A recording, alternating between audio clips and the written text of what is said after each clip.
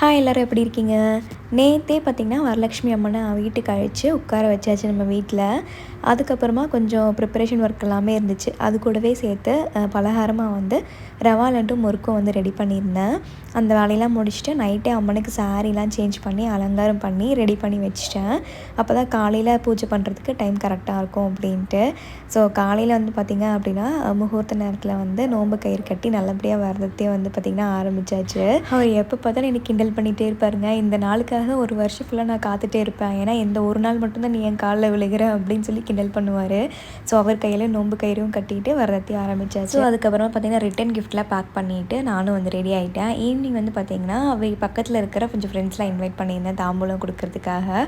So அவங்கெல்லாம் வந்ததுமே evening வந்து பூஜையெல்லாம் வந்து பண்ணிவிட்டு எல்லோரும் சேர்ந்து அம்மன் பாட்டு இதெல்லாம் வந்து படித்தோம். ரொம்ப நிறையவாக இருந்துச்சுங்க இந்த வருஷம். நம்ம கையாலே எல்லாமே பண்ணி எல்லாத்தையும் கூப்பிட்டு நல்லபடியாக வந்து வரலட்சுமி பூஜையை வந்து சிறப்பாக வந்து பண்ணி முடித்தோம்.